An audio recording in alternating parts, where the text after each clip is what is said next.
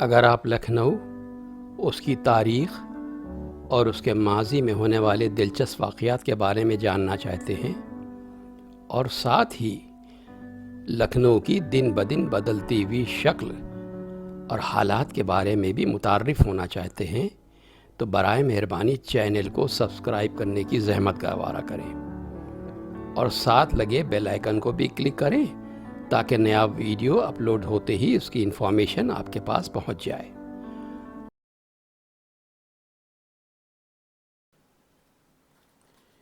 یہ بات تو خاص لکھنؤ والوں کو پتہ ہوگی کہ لکھنؤا روایتوں میں چوری، سیند ماری، راہزنی، چھنوتی، جھپٹ ماری، اچکئی، جیب کتری، نقب اور بقیتی نقشے بازی اور لٹھیتی وغیرہ کا کیا سلسلہ ہے۔ لکھنؤ کی روایتوں کے بارے میں آج کل اکثر سننے میں آتا ہے کہ اب ان میں کافی تبدیلی آ گئی ہے۔ اگر اس پر بھی باریکی سے غور کیا جائے تو بات غیر مناسب بھی نہیں ہے۔ باقی باتیں اگر ایک بار نظر انداز بھی کر دیں تو بھی کم سے کم جرم کے معاملے میں یہ صحیح ثابت ہوتی ہے۔ پرانے دور میں لکھنؤ اور آس پاس کے علاقوں میں سنگین جرم سے بہت کم لوگ ہی واقف ہوا کرتے تھے۔ کبھی کبھی کوئی ایک آدھ واقعہ پیش آ گیا تو بھلے آ گیا، نہیں تو زیادہ تر جرم چوری، سیند ماری، راہزنی، چھنوتی، جھپٹ ماری، اچکئی، جیب کتری، نقب زنی، ٹھگی، دکھی سیمت رہتے تھے۔ انہیں بھی جرم کم بلکہ ایک آرٹ کی نگاہ سے زیادہ دیکھا جاتا تھا۔ اس کے علاوہ رنگ بازی، بقیتی، نقشے بازی اور لٹھیتی کا بھی رواج تھا، لیکن یہ جرم کے دائرے میں نہیں آتے تھے اور الٹے انہیں عزت کی نگاہ سے دیکھا جاتا تھا۔ گزرتے وقت کے ساتھ ان کلاؤں میں بھاری تبدیلی آنا لازمی تھا۔ جھپٹ ماری کا آج کل یہ عالم ہے کہ راہ چلتی مہیلا کا پرس چھیننے کی کوشش میں پرس کا ہینڈل جھپٹ مار کے ہاتھ میں ہوتا ہے اور پرس صحیح سلامت مہیلا کے ہاتھ میں رہ جاتا ہے۔ کام میں اناڑی پن صاف جھلکتا ہے۔ پہلے والی نفاست اب نہیں رہی، جب مہیلا کی کان کی بالی تک اتنی صفائی سے نکال لی جاتی تھی کہ مہیلا کو گھر پہنچنے کے بعد اپنی شکل آئینے میں دیکھنے کے بعد ہی اس بات کا احساس ہوتا تھا کہ کان کی بالی چوری ہو گئی۔ جیب کتری کا بھی کم و بیش یہی حال ہے۔ پہلے کے وقت میں جیب اتنی صفائی کے ساتھ تراشی جاتی تھی کہ پاکٹ کا مال منی آرڈر ہو جانے پر بھی لوگ چوکی میں شکایت درج کرانے کے بجائے کام کی تعریف کرتے تھے اور یہ باریک کارگزاری مہینوں تک چرچا کا وشے ہوتی تھی۔ اچکے بھی اتنی صفائی سے جھولا اچک لیتے تھے کہ مجال ہے کسی کو کانو کان خبر بھی ہو جائے۔ رازنی اور چھنوتی کا البتہ کچھ پھوڑ قسم کے جرم میں شمار ہوتا تھا۔ اسے کچے پکے راستوں میں اندھیرے اجالے کا سما ہونے پر انجام دیا جاتا تھا۔ اس کا سب سے زیادہ شکار سائیکل سوار ہوتے تھے۔ اس کی خاصیت یہ تھی کہ اس میں کسی بھی قسم کی مروت کا دخل نہیں ہوتا تھا اور سائیکل سوار کو گرا کر دو چار کنٹاپ پہلے رسید کیے جاتے تھے تاکہ آگے نام پتہ پوچھنے کی دقت پیش نہ آئے اور آدمی مال اسباب ڈھیلا کرنے میں کسی قسم کا ہیلا حوالہ نہ کرے۔ مال اسباب پلے نہ ہونے کی صورت میں جھولے میں سائیکل کے ہینڈل سے لٹکی ہوئی پوڑی سبزی تک ہتھیا کر اس میں ہی کام چلا لیا جاتا تھا۔ اس واردات کے گزر جانے کے بعد اس کا ذکر ہونے پر لوگ الٹا مظلوم کو ہی قصوروار ٹھہراتے تھے کہ وقت بے وقت ادھر سے نکلنے کی ضرورت ہی کیا تھی۔ بہرحال جب لکھنؤ کے نئے علاقے بسنے شروع ہوئے تو سین ماری ادیوگ کو بھاری سنکٹ سے جوجھنا پڑا، کیونکہ نئے بنے مکانوں کی دیواریں اتنی کچی ہوتی تھیں کہ کبھی بھی بڑبڑا کر گرنے کا خطرہ سر پر منڈراتا رہتا تھا۔ مال کا تو پتہ نہیں، جان جوکھم میں الگ سے پڑ جاتی تھی، لہٰذا اس کلا نے بھی دم توڑ دیا۔ جب گومتی نگر نیا نیا بسنا شروع ہوا اور لکھنؤ والوں کو اس بارے میں معلوم صرف مٹھائی والے چوراہے کی تھی، تب ہمارے ایک دوست جو ایک محکمے میں بہت بڑے افسر تھے، ان کا مکان بھی بیابان میں بننا شروع ہوا۔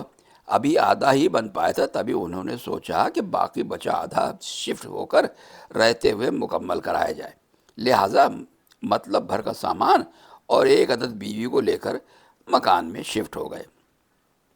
ایک دن دوپہر کو جب صاحب آفس میں تھے اور بیوی گھر کے باہر شکاکائی اور ریٹھے سے بال دھو کر دھوپ میں سکھا رہی تھی تبھی 4-5 لڑکے ہوا میں دیسی کٹا لہراتے ہوئے آئے۔ وجہ پوچھنے پر بتایا، آنٹی جی بالکل ہی کم عقل ہے کیا؟ دکھائی نہیں دے رہا ہے کہ ڈکیتی پڑ رہی ہے؟ کم عقل سنتے ہی آنٹی جی بھن گئی۔ اب ڈکیت کوئی مجبور تو تھے نہیں کہ سامان ڈھوئیں، لہٰذا ایک کھلے ڈالے والا ٹیمپو بھی ساتھ لائے تھے۔ سامان بے حد معمولی تھا، پھر بھی ٹیمپو میں لادا جانے لگا۔ ٹی وی بھی کام چلاؤ چھوٹا والا تھا۔ ڈکیتوں نے پوچھا، وی سی آر نہیں ہے؟ انکار میں سر ہلائے جانے پر بولے، ایسے تو بہت بڑے افسر بنے پھرتے ہیں، گھر میں وی سی آر تک نہیں ہے۔ آنٹی جی اور بھی بھنا گئی، بولی، تم لوگ ڈکیتی ڈالنے آئے ہو یا بے عزتی کرنے؟ بہرحال اب جو بھی تھا وہ ٹیمپو میں لاد کر روانہ ہو گئے۔ اس کے بعد جیسا کہ تقاضا ہوتا ہے صاحب آئے اور تھانے میں رپورٹ وغیرہ درج کرائی گئی۔ ڈکیتی کی خبر ملنے پر کسی طرح مکان ڈھونڈتے ڈھونڈتے ان کے یہاں مزاج پرسی کرنے جب ہم پہنچے، تبھی بھابھی جی بھی بہت زیادہ بھڑکی ہوئی بیٹھی تھی۔ چھوٹتے ہی بولی، بھائی صاحب ان کو اچھی طرح سمجھا دیے کہ گھر میں 2-4 ڈھنگ کے سامان لے آئیں، اور وی سی آر تو چاہیے ہی چاہیے۔ اگلی بار ڈکیتی پڑنے پر اتنی بے عزتی ہم سے برداشت نہ ہو پائے گی۔ بھائی صاحب کی شکل پر البتہ الو کا چرخہ تنا ہوا تھا۔ سڑک کے کنارے لگی چائے کی دکان اور لکھنؤ روایتی انداز کی بات چیت کا مزہ ہی کچھ الگ ہے، جو کہ مجھے یقین ہے دنیا کے کسی بھی شہر میں سنا ہی نہیں دیتا۔ نہ یہ لہجہ، نہ یہ بات چیت، نہ یہ الفاظ۔ اس کا بھی ایک مزہ کچھ اس انداز میں ملتا ہے۔ بول چال کے لحاظ سے دیکھیں تو لکھنؤ میں ہندی، اردو، انگریزی کے علاوہ اودھی کھڑی بولی کا چلن ہے، لیکن لکھنؤ کا دائرہ صرف اتنے میں سمٹ جائے تو پھر لکھنؤ ہی کیا، یہاں لوگوں نے ایک اور نئی بول چال کی بھاشا ایجاد کر لی ہے، جس کے بارے میں افسوس کے ساتھ کہنا پڑتا ہے اسے ساہتک چھیتر میں وہ مقام حاصل نہیں ہوا جس کی یہ مکمل حقدار ہے۔ یہ آپ کو پرانے لکھنؤ کی گلیوں کے نکڑ اور چوراہوں کے پان کے ساتھ چائے کی چھوٹی چھوٹی دکانوں کی محفلوں میں سننے کو ملے گی، جہاں لوگ وقت کاٹنے اور لگے ہاتھ ماحول کو تاڑنے کی غرض سے اکٹھا ہوتے ہیں۔ اصل لکھنؤ کو سمجھنے کے لیے ایسی جگہوں پر جانا بہت ضروری ہوتا ہے۔ ہمارے ایک باہری جاننے والے کچھ دنوں کے لیے ہمارے مہمان بن گئے۔ ہم نے بھی لکھنؤ کی روایت والی مہمان نوازی نبھانے کا بخوبی لطف اٹھایا۔ انہیں شہر کی عمارتیں، لذیذ کھانے کے ذائقے، تہذیب، ادب وغیرہ بے حد پسند آئے، لیکن اس سب کے اوپر جس بات سے وہ خاص متاثر ہوئے وہ اس شہر کی لوگوں کی بے فکری تھی۔ ایک نہایت جدا، المست اور پھکڑ پن والی سلیقے دار زندگی بسر کرنے کی ادا۔ بے ساختہ ہی ایک شعر حقیقت میں تبدیل ہوتا دکھتا تھا کہ جانتے تھے کہ رنگ لائے گی ایک دن یہ فاقہ مستی ہماری، جانتے تھے کہ رنگ لائے گی ایک دن یہ فاقہ مستی ہماری، آج پھر دونے میں کباب آئے ہیں اور کلہڑ میں شراب آئی۔ ہمارے مہمان نے بھی اس ایجاد ہوئی بول چال کا لطف اٹھانے کی خواہش ظاہر کی۔ اس کے لیے کوئی الگ انتظام کرنے کی قطعی ضرورت نہیں تھی، بس محلے کی ایک چھوٹی سی چائے کی دکان کی لکڑی کی بینچ پر بیٹھا دینا بھر تھا۔ جس سے وہ موجود لوگوں کی گفتگو پر غور فرما سکیں، وہی کیا گیا۔ سامنے پتیلے میں چائے اوٹائی جا رہی تھی اور لوگوں کے آنے جانے کا سلسلہ بدستور جاری تھا۔ کچھ جم چکے تھے اور کچھ اکھڑنے کی تیاری میں تھے۔